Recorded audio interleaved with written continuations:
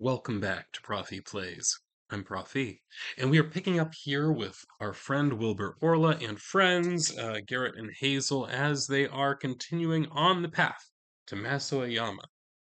So, last time we were on Mesgotun, right, and left that planet having given an assassin the information they would need, right, to find their target, who was apparently missing on a ship that was stranded out in space near that planet, which we then went to investigate. However, in the process, we also helped them repair the ship, which allowed the target to get away before the assassin actually got to them. Still got paid for it because we found the person we were supposed to find, but that assassination didn't happen, which I don't know how many people feel about that. We seem to be very excited about crime. Okay, maybe I should twist this more toward a criminal campaign. But in any case, we'll see what other decisions get made today. You never know. And that's why we do this, right?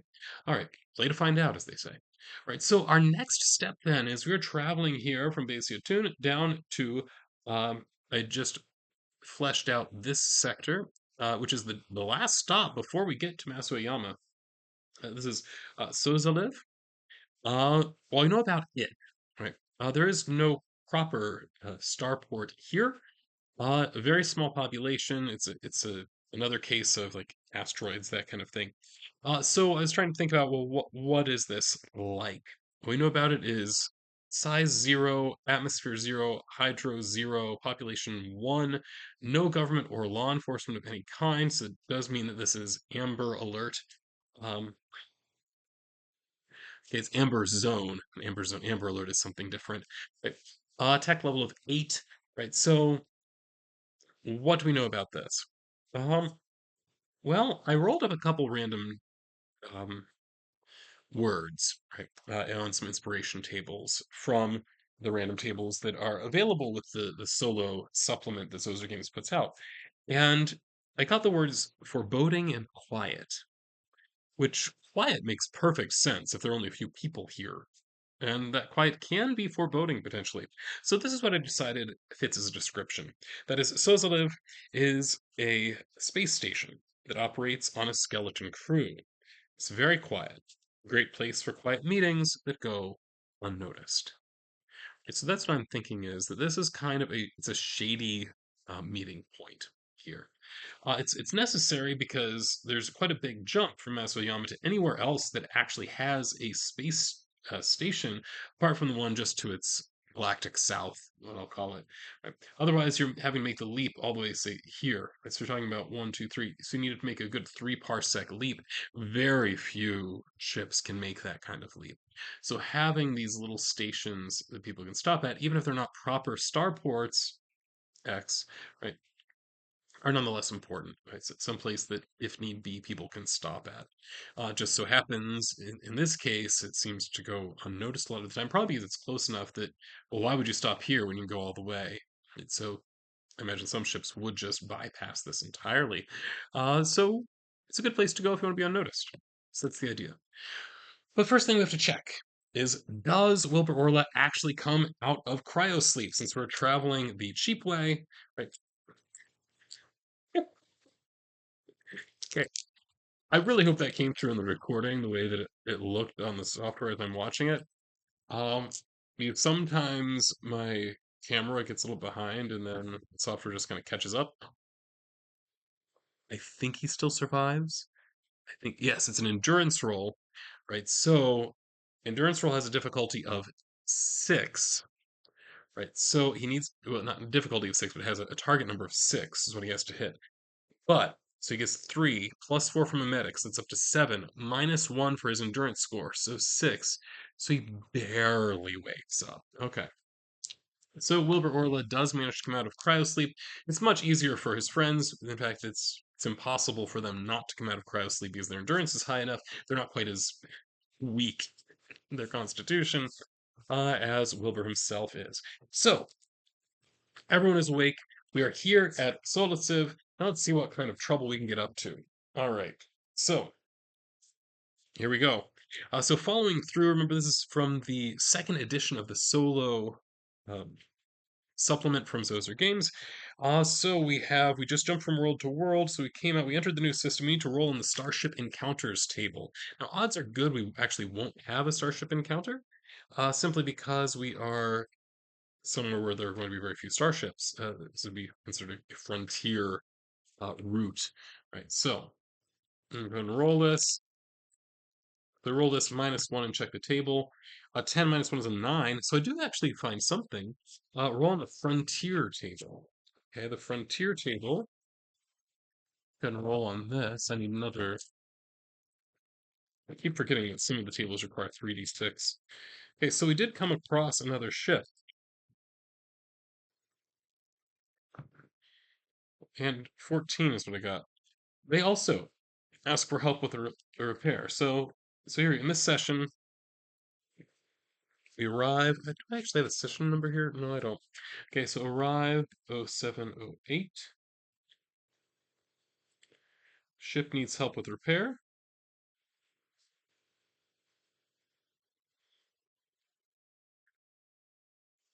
So now the question is, and this is something I'm going to pose to the Oracle, that is yes, no, right? Is this actually a repair that we can help with? 50-50 shot. 6 says yes and, right? So it not only is it something we can help with, but it's something where our crew has a particular expertise. Now, it just so happens our crew, right, the three people that we follow, do not have any expertise in this type of stuff at all. We are not. This is not our specialty. Just put it that way. So I mean, we have like, okay, so Hazel has navigation skills, so she could actually be really useful on board a ship, which we're going to be getting a ship soon, I hope. Um, she can be very useful on a ship as the navigator, right? But no help with engineering, no help with like fixing electronics or anything like that. Wilbur Orla has some ability with computer, and definitely, yeah, nothing at all useful from Garrett on this, right? So there are other people on the ship. So I'm going to say that the big result here, right, is that it delays us. Right? So it takes a little bit of time as our ship is helping the others. So the ship on which we are passengers, right? So our ship helps the other. Yeah. All right. This is something where I think that, yeah, our people would not necessarily be directly involved in any way. All right. Then, next thing we got to do is go on planet. Right. So on planet, what is going to happen? So I guess in this case, on station. So we got to roll on the world encounters table. Now, in this case, so we have starport encounters, we have world encounters, but there's also this other table for space station outpost and colony encounters. I think that might actually be more appropriate than world encounters, possibly. But you know what? I'm gonna go ahead and follow along with the. Oh wait, no, it says starport encounters. That's what we need to do first. Okay, so we'll do that first. So starport encounters, even though there isn't a proper starport, we'll just go ahead and read these left to right. It's a D66 table. So 34. The starport encounters a mysterious ship landed at the port. No one allowed to see it or go near it, though there are plenty of rumors around. So there's also a mysterious ship. Now, what I'm imagining here is okay, how can we say that there is no starport, but there is, in fact, a space station here? What I'm imagining is this is a tiny space station, and one where it doesn't actually have any kind of docking ports. Instead, what you have to do is you have to get on a shuttle to go over to the station. So that means that just nearby there is another mysterious ship, which is just not communicating with anybody. So, despite the fact that we said this is someplace where we can arrange quiet meetings, apparently lots of people are here. So we have one ship that needs help getting repaired, which we had to stop for. And we have another ship that's here that's apparently not talking to anybody, so I guess they're not going to be getting in your way as far as that goes. Okay, so next then, so we got our starport encounter. We'll see what comes of this. Right, this may work in right later on. Now let's see about our Next thing, which would be the world encounter. Okay. Now, the world encounter. Yeah, I'm gonna go ahead and roll on the I'm gonna roll on just the standard world encounter. Looking at the kind of stuff here, this feels like the kind of thing where you don't necessarily have to be on a physical planet most of the time, unless this feels super inappropriate. And I'm gonna go left to right, so that make that 62. 62 says you get ill. Oh, fantastic. All right, so roll a d6. It's a 4. So on 1 to 3 it would be some local disease requiring an expensive doctor. Otherwise, you're bedridden. Okay, it will cost you 600 credits. Otherwise, you're bedridden each day to successfully roll endurance 10 plus. Right. So, I mean, this would be an otherwise. Um, although I guess it depends. Right. We can interpret this two ways. So, one would be on 1 to 3, you have to go to the doctor. On 4 through 6, you're bedridden until you roll this endurance 10 plus. The other interpretation of it would be that if you don't, on a 1 to 3, if you don't pay the doctor, then you're bedridden. I'm going to make our people bedridden. We might end up having to spend quite a bit of time here in that case, but I don't know who it is, right, that's sick. So let's randomize that. So we're going to do, I'm just going to roll my die here. 1, 2, it's Wilbur. 3, 4, it is Garrett. 5, 6, it is Hazel. We're just really going to hope that it's not uh, our poor Wilbur, or we might be here for a while. It's Wilbur. It is Wilbur is what we got. All right, so let's find out how long we're stuck here. Right, so what we have happening now, right? So on station, so day one, is it every day we can roll? I think that's what it said. Each day, yes. Okay. So Wilbur is sick.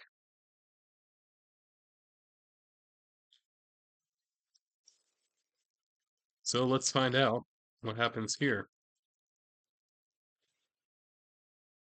7, 7 minus 1, because remember his endurance 1. Now we have to roll. It does specifically say 8 plus. It does. It does. No, no, 10 plus. 10 plus. Oh, that's worse. Okay.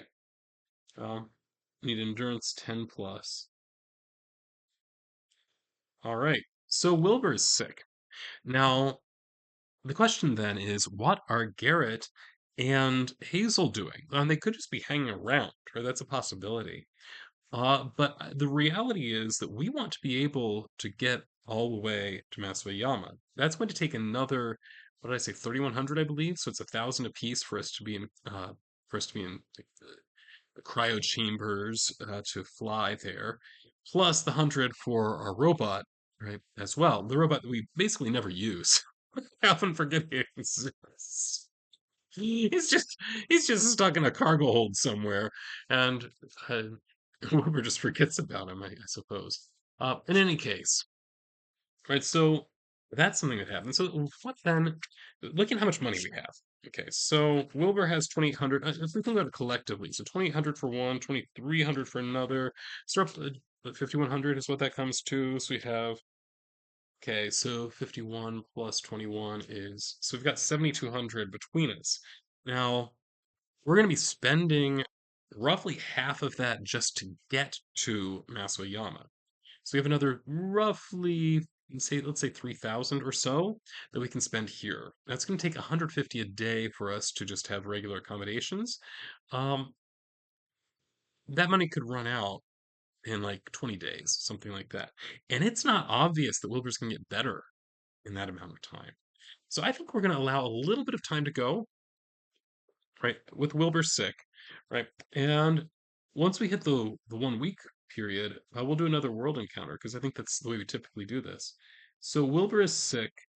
The other two are nearby, but neither of them have any kind of medical abilities whatsoever, right? So that means that they're not going to be helpful. Of course not. Of course not. Right? So they're not going to be helpful when it comes to him getting better. Nonetheless, they could take on a job at some point, but I think right now we're just kind of relaxing and trying to get him better is the hope here. So they're playing nurse right now. Let's see, just getting better on the second day? Absolutely not. Absolutely not better. Right. So still ill right the second day. Now, I'm wondering whether I should pull out the disease rules. Sure, let's do that. That's fun. Who doesn't like disease rules? Because I was just looking, just kind of rereading things and all of that. So, disease. Where's the passage about that? It's under game systems, I know. On page 65, it looks like. Okay, so 65 tells me, it is an odd look. Okay, so it says diseases reduce a character's characteristics, usually endurance.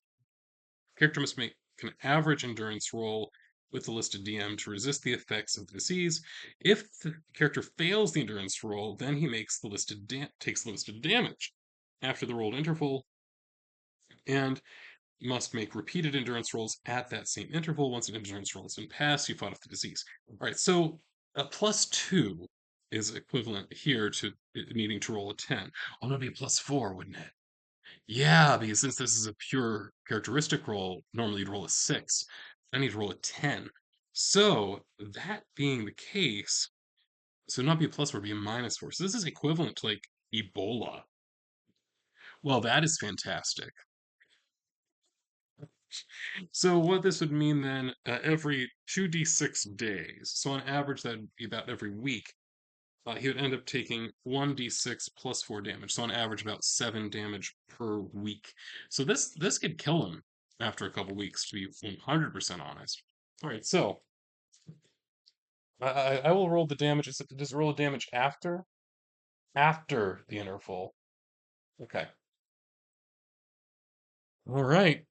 So I mean that is what it is. Okay. I mean, okay. I want to check something first before I kill him unnecessarily. Are there other options for getting ill? Although, on the other hand, if he dies, then the other two could just continue on, couldn't they? Yeah. Okay, but the description says you're bedridden. Okay, let me just put everything in front of my camera. Okay, so you're bedridden. Each day to success.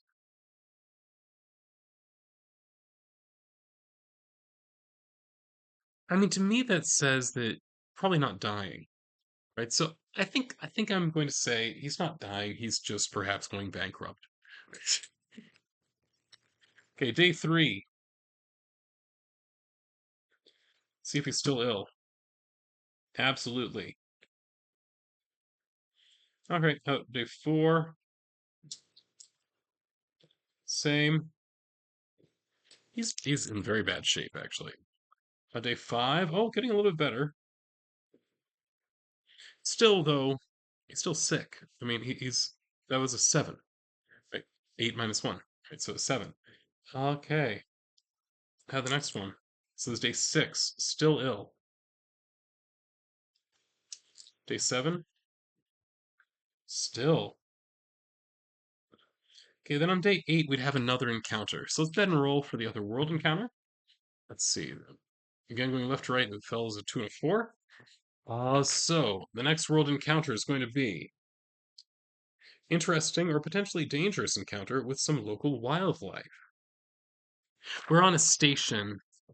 Um, there would not be local wildlife. There'd be people, potentially. But I'm just gonna say that one, it didn't make sense. I'm just gonna let us keep rolling. Okay, so 8. Oh goodness, that's terrible. 9. Nope. 10. Remember, I need to roll an 11 or 12. Let's see, 11. That's day 11. Day 12. Day 13. Day 14. Day 14, he's feeling much better than he was before. He almost feels like he's well enough. So still ill though. Let's see if he actually improves the rest of the way on day 15. He does not. He does not. He's still feeling better than he had been, but still he's not able to get out of bed. On day 15, we have the possibility for another world encounter, and what's it going to be? 62. Maybe I should switch over to the space station encounter, that way I don't accidentally get wildlife. So yeah, we're gonna do that. So space station, outpost, or colony encounter. 62 is colonist threatening another. All right. So we now have at this point, okay, how much money have we spent? We have spent 15 days worth of money, and that comes to a total of 2250 between the three of them for accommodations. This is not a great place for us to be. Now, we have one colonist threatening another. So, is this something we want to get involved in? I mean, it's a really lawless place, and there aren't very many people on the station. I kind of want to stay out of it. All right, so how bad is this situation? Two, it's pretty bad. Not the worst possible, but pretty bad. Like the way that this gets described in the solo materials.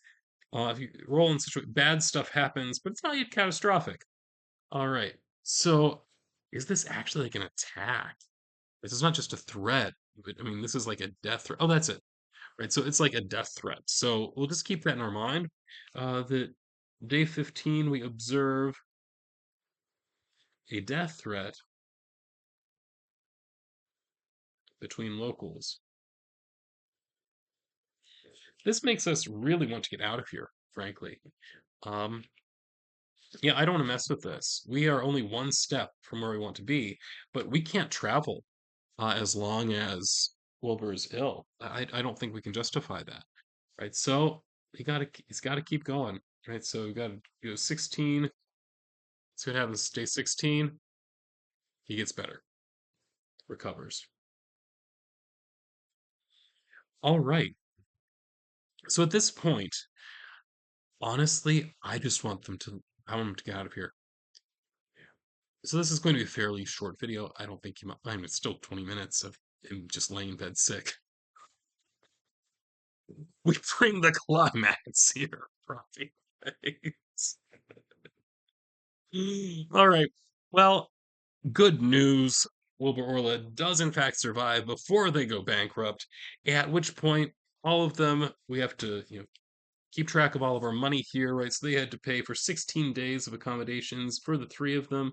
That comes to a total of, yeah, now I feel like they're checking out of a hotel, which is more or less what's happening. So they had to pay 2,400 total between the three of them. And now they also have to pay another 3,100, right, to get on the ships to leave. All right, and I think that's what's going to happen. So as they go to leave, remember we need to have another starport encounter potentially, and then board the ship and head out. All right, so and we'll check for a starship encounter too. Um, okay, so first thing, starport encounter as we are leaving. Anything interesting happening there? 41. Someone needs to get off world fast. It's not as simple as that. We're leaving fast. But it is as simple as that. We're leaving them behind. There's stuff happening in this sector. I'm not cool. I'm not too keen on it. We're getting out of here. Okay, any kind of ship encounter as we leave? There is not. Okay, so that means we managed to leave. And I want to know what happens on the passenger ship that we are on while we're asleep. Is this something that will affect us? I'm just going to say 31. We'll call it that. 31, cargo containers have shifted due to grav compensator malfunction. They need resetting. That feels like something that the crew will handle. Our expertise would not be helpful in any case. All right, so then we leave for MASOAYAMA, which is where we're going to be next time. And remember, when we get to MASOAYAMA, a couple things are going to be happening. One thing, we are going to be seeking out Hazel's former lover, but still friend who went missing. What was his name? It was Charles, right? So we're seeking him out. This is a big planet. There's a fairly high population. Reading about MASOAYAMA, which I've already detailed, it has a population in the tens of millions. So we're not going to find him by accident. We're going to have to really do some investigation to find him. So that's one thing. Another thing, which I'm not remembering. Oh, ship. So the next thing that happened is, right now I'm kind of in between two supplements. So one being the Zoser solo supplement, the other being this playing solo classic traveler, which I had been using early on uh, in this series, and I think we're coming toward the end of it. I'm still using it as a framework, right? In like following the procedure. And the procedure here is when you get to the capital, like there's stuff happening in the capital, and we're gonna have to discover some of what that is. But it says now is the time to give the player characters a ship. We say give, but it might be used as a reward for a very tough mission, perhaps where the ship itself is needed to complete the mission successfully. Or the scout or scientist may be getting their hands, assuming we have a scout or scientist, which we don't, might be getting their hands on the ship that was promised to them. Okay, right, right. So if you had claim to a ship and you mustered out, then you're finally getting that ship that was promised. Or out of the blue, a ship is for sale at a cut price. Only a few 100,000 credits. Is it cursed, stolen, seized from pirates, decrepit, out of date? Well, this sounds kind of fun. The important thing is the PCs now have wheels and can explore the subsector that you have only just recently created. They get to enjoy the freedom as well as all of the bills, fuel, life support, wages, landing fees, perhaps even a ship mortgage. All right, cool. So that is where we are headed. We are heading to MASOAYAMA. We are looking for Charles for evidence of where he may be, and we're also looking to acquire a ship when we get there. How that's going to happen, I don't know. I'll do some thinking about it, and then we'll find out. Maybe or maybe not next time. I don't know. But sometime, the Profi plays. Thanks, and this is Profi signing off.